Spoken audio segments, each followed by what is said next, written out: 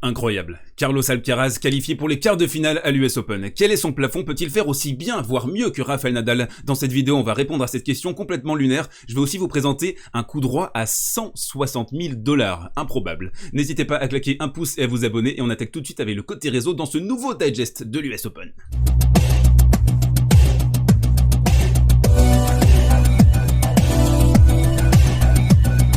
Et on attaque ce côté réseau avec la précocité monstrueuse de Carlos Alcaraz qui s'est qualifié cette nuit en quart de finale de l'US Open où il affrontera Félix Auger-Aliassime, duel de pépites. On va s'appuyer sur la stat très intéressante de Jeux 7 et Maths, les plus jeunes joueurs à avoir atteint leur premier quart de finale en Grand Chelem depuis le début de l'Air Open. On voit Boris Becker en 84 à 17 ans et 17 jours. Regardez la liste, Björn Borg, Michael Chang, Goran Ivanisevic, Brad Dewitt n'a pas remporté de Grand Chelem, Pat Cash, Mats Wilander, André Agassi, Carlos Alcaraz donc, John McEnroe. Dans cette liste également, on retrouve du Bernard Tomic, plus occupé désormais à croquer des boules sur OnlyFans, Andrei Medvedev, le finaliste de Roland Garros 99, finale mythique, il mène 2-7-0 et il se fait remontader par Dédé, et également Stefan Edberg. Donc on voit un joueur là qui est entouré par des prodiges du tennis, globalement, des joueurs qui ont fait des excellentes carrières, qui ont remporté plusieurs fois des grands chelems. Alors la question qu'on va se poser, c'est est-ce que Carlos Alcaraz est le nouveau Rafael Nadal et peut-il faire mieux? Déjà, alors il faut le dire tout de suite, non, c'est pas le futur Rafael Nadal, c'est une question complètement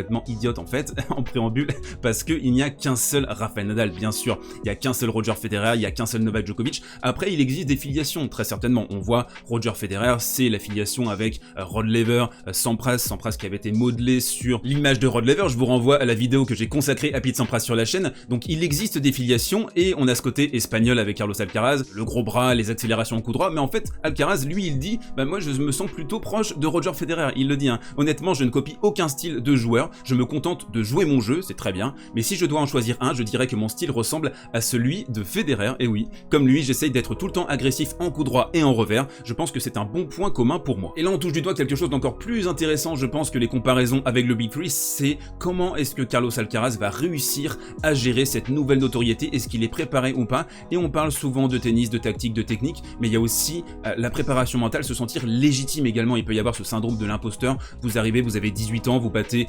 Tsitsipas en étant outsider, et là on a vu contre Gojovic, il était dans une position où il était plutôt favori et il a réussi à remporter cette rencontre avec d'autres leviers, ça d'ailleurs on va le voir dans le point tactique. Donc c'est très impressionnant sa gestion mentale, parce que les exploits sans lendemain ça existe en tennis, vous pouvez être en chaleur pendant une petite période et après vous retombez dans votre niveau normal. Ici avec Carlos Alcaraz on a l'impression qu'il y a une étape supplémentaire, il y a un niveau supplémentaire, et c'est ce qui fait dire que c'est un futur prodige du tennis. On le voit dans cette stat de Jeux 7 et Maths, 18 ans et 130 jours, Carlos Alcaraz est le plus jeune joueur à atteindre les quarts de finale d'un tournoi du Grand Chelem depuis Michael Chang, l'un des joueurs les plus précoces de l'histoire du tennis. On aura également à cœur de surveiller son évolution dans les prochains mois, de voir s'il va réussir à digérer ce tournoi complètement épique, un tournoi d'ailleurs, disons-le, le tournoi le plus impressionnant je trouve depuis très longtemps à l'US Open. Ça nous avait manqué, ces ambiances excessivement passionnées. On a le tweet officiel qui nous dit quelqu'un d'autre est-il d'accord que le tournoi de cette année a été incroyable? Je suis totalement en ligne avec cette observation. On a une première semaine mythique à l'US Open, ça fait tellement du bien d'avoir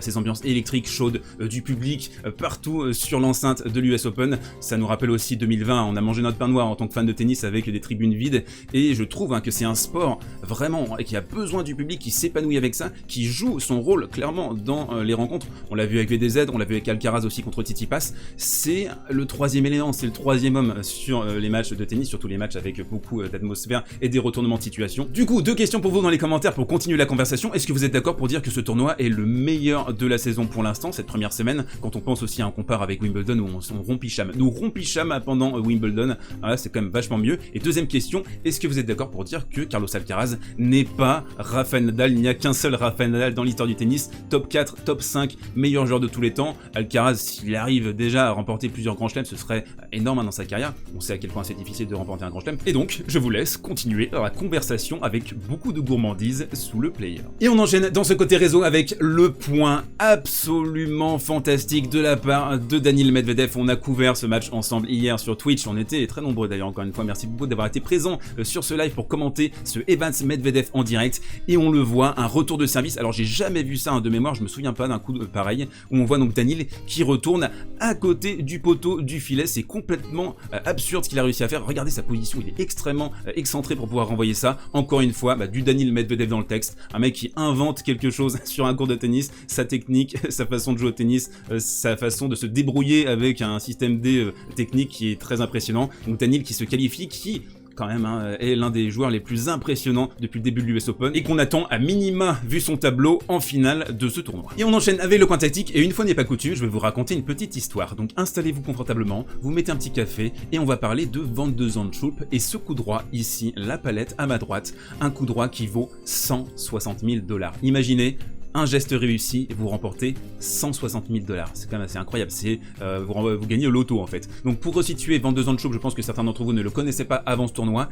il est pro depuis 2013, donc ça fait 8 ans, et sa cagnotte totale, son prize money depuis qu'il a commencé à jouer au tennis, c'est 486 000 $.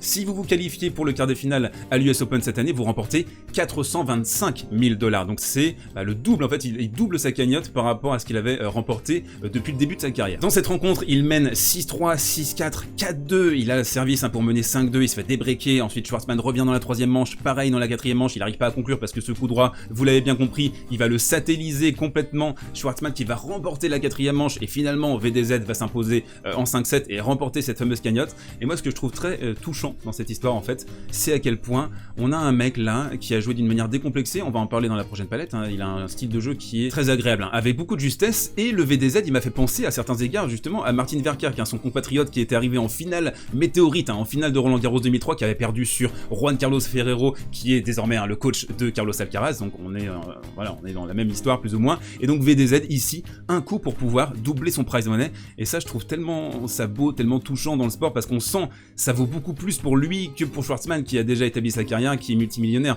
Pour lui, ça peut changer sa vie en fait, littéralement, de réussir ce coup droit, et c'est ça je trouve dans le sport, ces moments de beauté, les moments où tout peut basculer à rien, à quelques centimètres, et c'est ça qui fait le charme de ce sport, c'est que jusqu'au dernier point, tout peut tourner dans tous les sens. Et ce match, même s'il paye pas forcément de mine, c'est pas deux joueurs extrêmement médiatiques, extrêmement populaires, mais je trouve que c'est l'un des plus beaux matchs, les plus intéressants et les plus touchants de cette quinzaine. Au-delà de cette belle histoire, un point quand même sur le jeu de VDZ. Alors déjà, je trouve, il a un coup droit magnifique en bout de course, un petit peu à la Pete Sampras, mais surtout à la Berdych. Il arrive à la réaccélérer avec pas beaucoup d'efforts, juste un mouvement du poignet avec une circulation au-dessus de l'épaule pour bien la gratter, bien l'accompagner. Donc il a fait beaucoup de dégâts de ce côté-là, et surtout c'est 48 montées, 38 montées réussies, c'est-à-dire qu'à chaque fois qu'il sentait qu'il allait faire la différence contre Schwartzmann, il avançait au filet, il essayait de conclure. Il y a eu des points extrêmement spectaculaires de sa part avec des volets en extension. C'est pas un joueur qui était crispé, c'est un joueur qui était là dans la normalité, un peu ce qui s'était passé pour Carlos Alcaraz face à Stefanos Tsitsipas. Et je trouve ce qui fait tout le sel de cette US Open 2021, c'est à quel point on a plusieurs joueurs là qui n'ont pas beaucoup de références sur les best of 5. Brooksby, il a percé un tout petit peu cet été, mais il est très frais au haut niveau, il est wildcard. On a VDZ, on a Gojovcic, les mecs ils ont peur de rien. Là on le voit, un VDZ, un missile, une saucisse, une merguez droit devant pour Schwartzmann qui pourra rien faire, il va complètement éclouer sur cette accélération. Et ça c'est génial parce que c'est précisément la raison pour laquelle on regarde le tennis, c'est pour être émerveillé, c'est pour voir des joueurs en lévitation, c'est pour voir des surprises, c'est pour voir des upsets, c'est pour voir des points spectaculaires, et là on est véritablement servi avec cette édition. Et on enchaîne rapidement sur la performance de Carlos Alcaraz, qualifié pour les quarts de finale contre Félix Auger-Aliassime. Il a eu un match difficile à jouer contre Gojovcic. Alors attention, déjà première statistique, 30 coups gagnants pour l'Allemand, 84 fautes directes, c'est hallucinant le nombre de fautes directes. Alors le problème pour Alcaraz pendant une bonne partie de la rencontre, c'est que Gojovcic, il se régale quand il est agressé en cadence. Et c'est ça le problème pour Alcaraz, c'est que l'une de ses plus grandes forces, c'est d'envoyer des scuds en coup droit surtout, un petit peu en revers également, d'essayer de désarçonner son adversaire.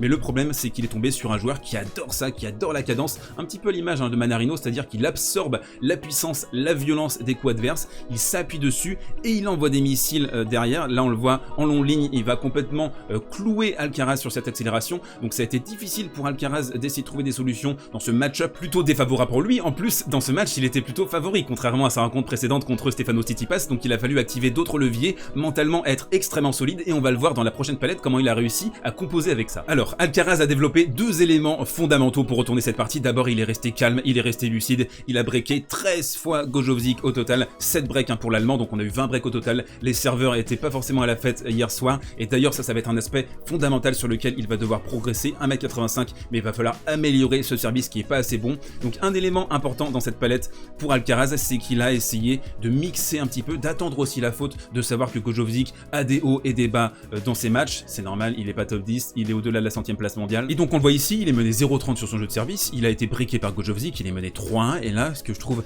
intéressant de sa part, et on voit à quel point il y a une maturité tennistique, mais tous les joueurs savent faire ça en fait, tous les joueurs savent faire un petit slice là dans la lucarne pour forcer Gojovic à tirer un passing difficile. Ils savent tous faire ça, mais réussir à le faire à ce moment-là, y penser en fait tout simplement et bien exécuter, bah ça montre à quel point le mec est fait d'un métal différent, je trouve, c'est ce genre de choses. Donc il a su être patient, il a su comprendre que Gojovic pouvait pas jouer le feu pendant 5-7, c'était pas possible de son côté. Donc voilà, très belle maturité encore une fois d'Alcaraz qui prouve que ça va être un très grand joueur à l'avenir. Dernière palette sur cette rencontre avant que je dégouline complètement, il fait 70 degrés dans la pièce où j'enregistre cette vidéo. On a eu d'autres qualités explorées par Alcaraz dans cette partie. On avait vu la flamboyance contre Stefanos Tsitsipas, là on a vu la résistance. Donc on a un arsenal assez complet de la part de ce jeune prodige espagnol. Là vous voyez, il passe sous la balle, il va essayer de faire jouer un coup supplémentaire à Gojovic, le pousser à la faute, et c'est là où il a été intelligent, il s'est pas précipité, il a pas paniqué, il est resté dans sa rencontre, il a pas choisi de mettre des scuds dans tous les sens comme Yannick Sinner peut le faire de temps en temps. Non, là on sent qu'on a affaire à un joueur qui a davantage de texture dans son jeu, de compréhension également des momentum,